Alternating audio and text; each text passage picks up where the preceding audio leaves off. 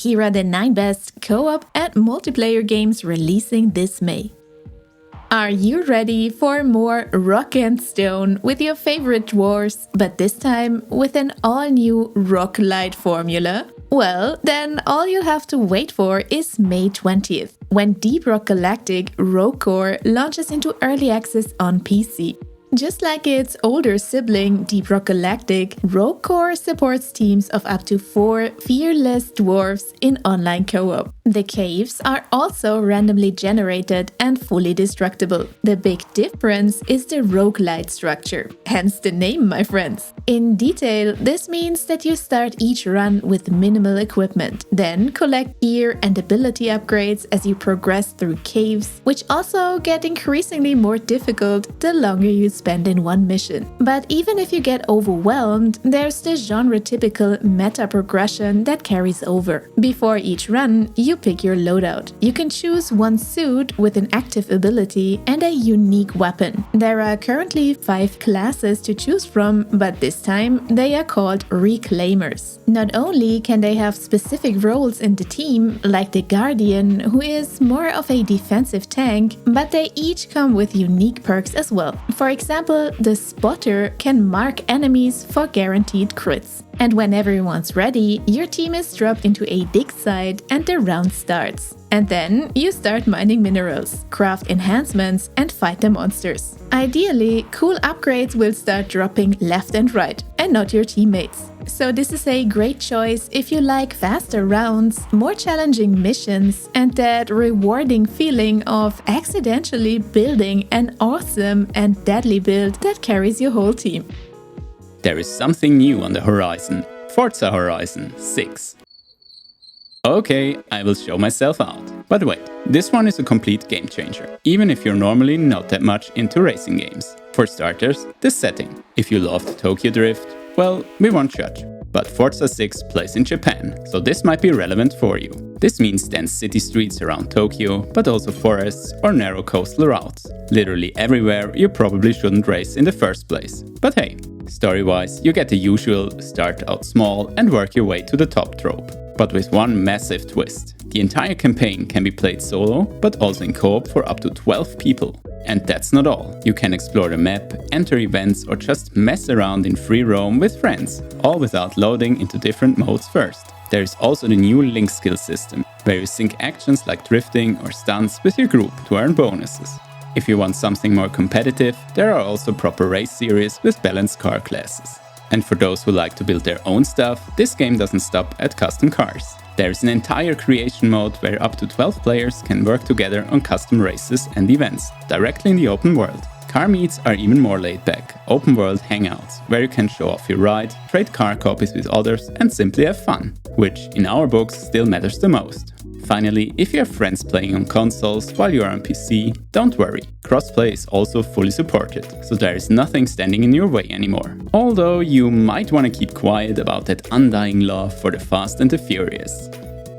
Forget horror slop games that rely on cheap jump scares that have your friends scream like PewDiePie back in the day. If you want to share some real horror with others, you can now just invite your friends over. No matter if you're living in an actual haunted house or not. On May 12th, Supermassive is bringing their next spooky game, Directive 8020, to PC and consoles. This will again feature a couch co-op mode for up to 5 active players. No one is stopping you from gathering your whole neighborhood though. In the co-op mode called Movie Night, 5 players each pick one character that they want to control. Only one character is active at a time, which means you will pass one controller around and live through the adventure together. Or maybe one of you will not live to see the end of the story, I mean. Just like in Supermassive's other horror games of the Dark Pictures series, the story can have several different endings, based on the decisions you make as a player and as a group. For this game, they have highlighted that it's more of a survival horror adventure with some sci-fi. Story-wise, we're not stuck in a cabin or small town this time, but on a spaceship headed towards a new planet. Because Earth is, well, not doing great.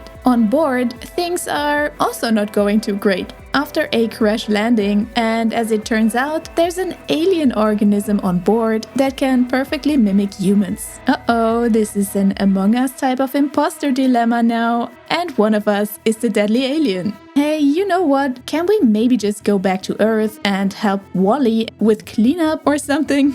The best our crew can do seems to be hiding and running away from danger, because it looks like gunning the aliens down is not an option. But isn't that the best kind of horror? There's also a new system that lets you rewind certain decisions and try another outcome in the same session, which makes replaying it with the same group a lot less tedious. They have announced that they will be adding full online co-op support for 5 players shortly after release, so you can share a scare no matter how far apart you are.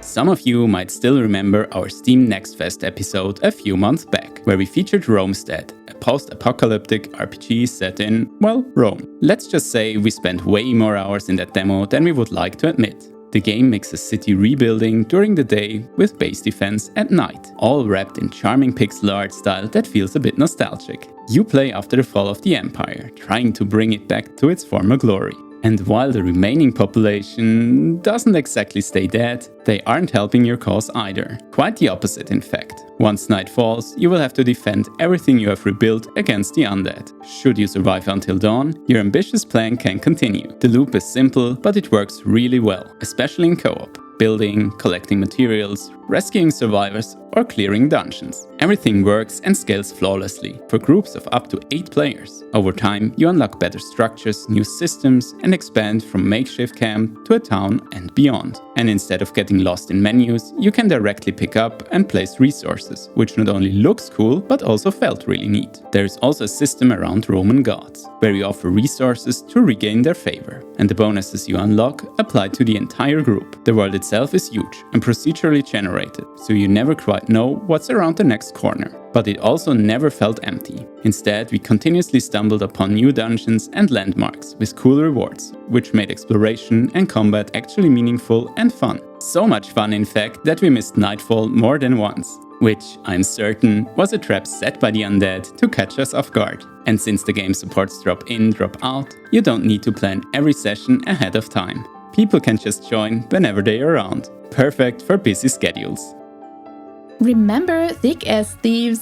It's back now, and it's taken a pretty big turn since its reveal last year. The core gameplay has been completely reworked, and we know that many of you will love this. This was announced as a PvPvE game where you run into other players and their gadgets while on a heist. But during development, they have dropped the competitive PvP entirely and made it a collaborative PvE stealth action game for solo play or 2-player online co-op. The missions are rather short, and there's not just one way to succeed. You can choose full stealth, where you sneak up to guards and steal their key to the treasury. Or you can try distracting enemies, then lockpicking your way to the safe. Observation and careful planning might work one time, but one wrong move and you'll need to fall back to improvising, which looks fun as well. The game is set in a stylish alternate version of Scotland in the 1910s, where industry is just as common as magic. You play as part of a thieves guild, breaking into guarded estates or a museum to steal valuables and uncover secrets. This game is coming from the director and producer of the Thief games and Deus Ex. So in terms of stealth gameplay, they really know what they're doing. Their promise is that no mission will play out the same way twice, as the layouts, guard shifts, and alarm systems change each time. The difficulty increases too, as you're making yourself a name, rising through the ranks from novice to master thief.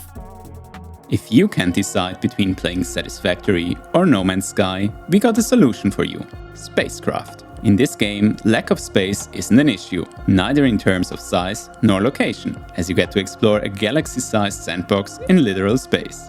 But you are not alone out there, as this galaxy is a shared, persistent world, where you explore, build and automate to your heart's content. We played the demo a while back, and I need to say, some of these systems hit surprisingly close to reality. So take it from me, don't fly to the dark side of a planet with your solar-powered spacecraft, unless you're prepared for a long way back. Aside from getting stuck in the darkness, you can fly between planets, mine resources and construct ships or entire bases, all while other players are doing the same in the background.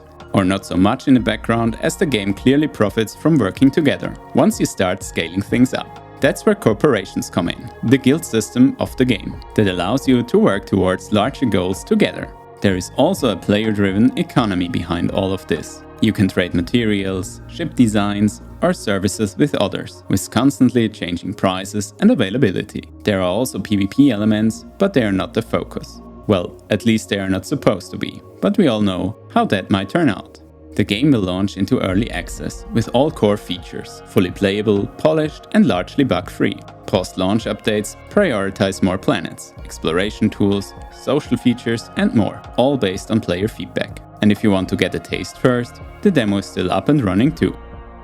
This one is for all of you who have a soft spot for either creature collector games or turn-based combat and want to spend some time playing together with friends, but not all the time. LumenTale Memories of Trey has all that, plus an extremely beautiful 2.5D graphic and an interesting approach to multiplayer. The main storyline is primarily a single-player experience, telling the story of Trey, an android boy on a journey to explore his past in a world filled with Anemon. There are 140 species with different elemental types and skill sets. You can tame them and go into battles. And here's also where the multiplayer comes in. You can battle strangers or friends in 1v1 duels, or watch others fight against each other. For the competitive ones among you, there will also be ranked leaderboards. Or if you're more on the social side, you can instead trade Anemon with your friends or the community. And not just Anemon, there is a card collection feature as well, kind of like a card album that you can complete, and those cards can be traded. Other core gameplay includes exploring dungeons during night and day, which changes which Anemon you will encounter, a crafting and cooking system, as well as your own customizable secret base where you and your Anemon live and train. So while you cannot play through the game in traditional co-op, it still has cool features for some more asynchronous multiplayer. It's perfect if you only have limited time to play the same game, but still want to share some memories. Not just of Trey. If you were around when the original dropped, go ahead, grab a chair and sit down. You have earned this moment. Corsairs Battle of the Caribbean is a modern reboot of the classic Corsairs Conquest at Sea from 1999. You command your own fleet as a privateer, fighting for one of the several nations like the French, British or the Dutch. Combat itself plays out in real time, from a top-down view, but it won't be as simple as lighting a fuse and hoping for the best. Wind direction, ship types and even your ammo choices all play a role in how fights unfold. And once a ship gets close enough, you can board them, fight crew to crew or even take control of them. The campaign and adventure modes are single player, so there's no teaming up in those. However, outside of these, you can play with up to 4 players total, either online or locally on the same system in PvP skirmishes. You can set up private games with friends or jump into public lobbies. We would have enjoyed teaming up and playing as a team, but historically speaking, Brits and French working together, yeah, probably not the most immersive choice anyway. Still, if you're looking for quick, tactical PvP sessions with a bit of old school flavor, this could be a solid pick for in between. Farever looks like an MMO, but it's actually not. At least not 100%. Let me explain. This action RPG is best described as a co-op first online multiplayer game with a really good idea. You play in a shared online world, either solo or together with up to 3 more friends, but you can also run into strangers in the open world zones. So it's somewhat of an MMO-lite. But the best part is that the worlds are persistent with seamless drop-in, drop-out, which means that your friends can freely join or leave your session whenever they want. The difficulty scales dynamically too, depending on your party size. There are 4 classes on launch covering tank, support and damage roles that you can further customize with different weapons and gear. Together you can challenge dungeons or boss fights, but there will also be world events open to everyone. Otherwise, there's a lot to discover for fans of exploration and platforming with puzzles and secrets. And if you love gathering and crafting, great! You can specialize in different professions like blacksmithing or cooking. This is being developed by Shiro Games, whom you might be familiar with from games like Northgard or War Tales. Farever is first launching into early access on Steam for about 1 year, as they are improving it based on player feedback. The earlier playtests looked very promising, kind of like a mix of Zelda with Guild Wars 2 vibes. Oh, and they added that satisfying loot sparkle light pillar thing. What do you even call that? But you know what I mean. But that's all for this month. We wish you a ton of fun in co-op with your favorite people, and we'll see you again in the next one.